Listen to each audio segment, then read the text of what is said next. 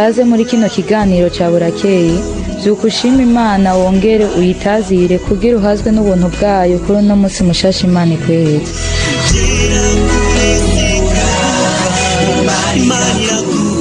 Ndabaramukije mwese muriko murumviriza kino kiganiro cya Burakeye. Imana ibagirire neza mwese mwumviriza kino kiganiro, mwese mutako mukagishikiriza abandi, mwese mudusengera.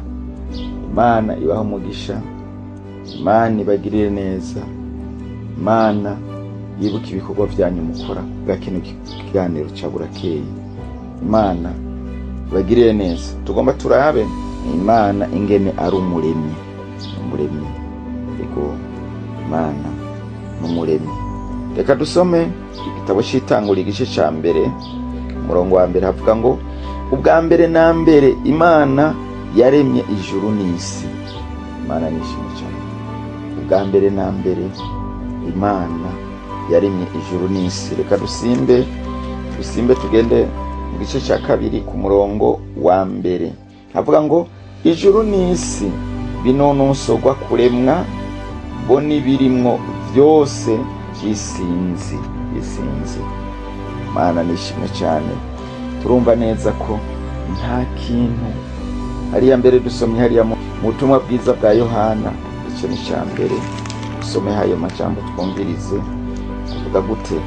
Avuga ngo ubwa mbere na mbere jambo yariho kandi jambo yahoranye n'Imana kandi uwo jambo yari Imana. Umurongo wa kabiri, uwo yahoranye n'Imana ubwa mbere na mbere. Ku murongo wa gatatu, byose byaremwe nawe, mu byaremwe byose nta kintu na kimwe kitaremwe nawe. Imana nishimye cyane. Urumva byose byaremwe n'Imana, nta kintu na kimwe kitaremwe nawe. Urumva ngaho tukumva neza ngo ubwa mbere na mbere Imana yaremye ijuru n'isi. Erega nta kintu na kimwe cyari kihari, ngo umwiza wari ufutse idamba, isi yari kubusa, yari ifutse idamba, yari kubusa gusa. Hanyuma Imana irazira birema byose mu minsi, yabiremye mu minsi 6 niho byose yabiremye. Imana nishimye cyane. Byose irabirema ngo ibintu by'isinzi irestara ibiboneshereza isi mu kirere. Hanyuma ku isi iharemaho ibintu byose bikwiye kumera. Iravuga ko bikwiye kumera. Hanyuma kandi iravuga yuko hakwiye kubaho ibikoko n'ibyikwega hasi n'ibiguruka mu kirere. Iravuga kandi ko hakwiye kuba ibiba mu mazi, ibikoko biba mu mazi, amafi, biki byose biba mu mazi, byose bisegenyuke. Hanyuma impera n'imperuka yaremye umuntu, irashiraho umuntu nawe yamurema. Avuga ati ntabeho umuntu, nawe yamurema. We ntiyavuze ko ikwiye kuba, ndamura mubumvye koresha amaboko yayo, hanyuma irema umuntu mu ishusho yayo. Imana nishimwe cyane. Reka rero turabe amajambo abitomora neza ari hariya mu ntuzeye mu gitabo cya Yesaya igice cya 45, igice cya 45. Twumvirize ingene avuga ku murongo wa 12 ngo ni jewe naremye isi ndayirema ko abantu, ni jewe nabamvye amajuru n'amaboko yanje, kandi ingabo z'inyenyeri zose zo kuri yo ndazigaba. Imana nishimye cyane. Urumva ko ni Imana ishobora byose. Imana ivuga ngo niyo yaremye isi n'ijuru, kandi ndayirema ko abantu, ishira ko abantu, yashize ko abantu bari uburyo bubiri. Urema umuntu mu ishusho yayo, niho amuremye. Ngo ni jewe nibambiye amajuru, niwe yagiye arabamba amajuru, ndayabamba amajuru. Urumva ko Imana yayabambye nk'amahema. Ngo n'amaboko yanje, n'amaboko y'Imana niyo yayabambye. Kandi ingabo z'inyenyeri zose zo kuri yo ndazigaba. Inyenyeri zose Imana irazigaba. Nta nimwe ishobora gukuruka, nta n'imwe ishobora kuvayo, uretse gusa ko twumva ko mu bihe by'iherezo hari igihe Imana izokorora. Mugabo kandi ngo inyenyeri hajya ngo ni ibintu binini cyane, ni binini, ibintu binini, kandi inyenyeri ziba kure cyane. Ukwezi niko kuba hagufi, inyenyeri ziba kure cyane, ziba kure cyane, hagati yazo hari ibirometero byinshi, kandi inyenyeri ngo ni binini binini, inyenyeri ni binini binini, bimeze nk'ibitandara. Imana nishimwe cyane. Ibyo byose yarabyinstaye, kandi ngo izo nyenyeri ni zayo, ibintu byayo, ibintu yashizeho, yishiriyeho. Imana nishimwe cyane. Urumva rero ko Imana ni Elohim, Imana umuremyi.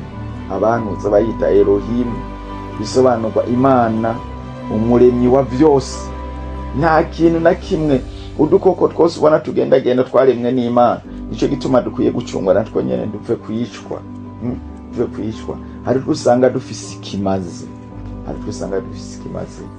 murambabazwa cyane n'abantu iyo barimye baca bafata ibyatsi bagaturira, hajya baca baturira udukoko. Baraturira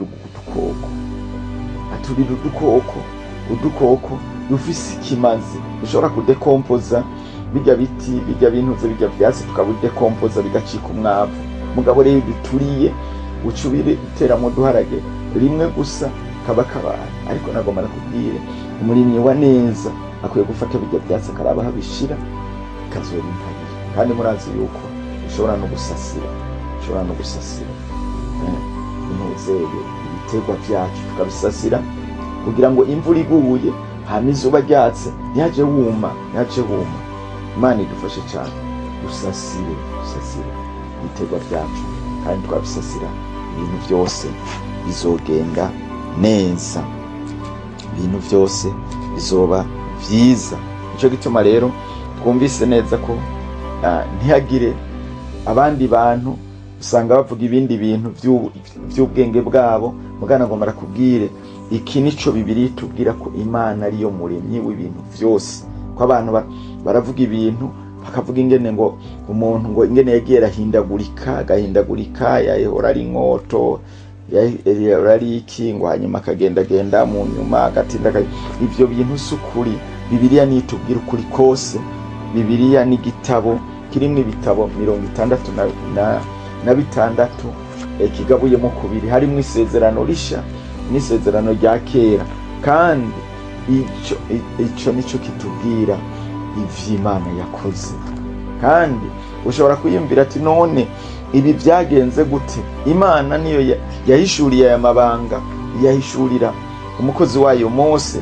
Hama Mose yandika kino gitabo cy'itanguriro, arandika ivy'Imana yamumenyesheje, ingene Imana yabikoze byose.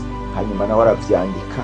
Amaze kuvyandika, urumva nta kindi gitabo, ibindi byose byandikwa n'abantu kandi biratagaranti. Ariko nagomba kubwira iri jambo ry'Imana ntiritagaranti. Imana nishimwe cyane. Iri jambo ry'Imana ntiritagaranti, kuko ni jambo ryanye, ni jambo ry'umuremyi w'ijuru n'isi, ari we Elohim. Ni jambo ry'ushobora byose, atana kimwe ushobora kuzinamira. Ngaya majambo rero nagomba ko tuvugana kuno munsi. Ariko ngoma ndagutera intege, wewe wizeye Imana uyigumeko, wizeye umugabo w'abagabo, wizeye ushobora byose.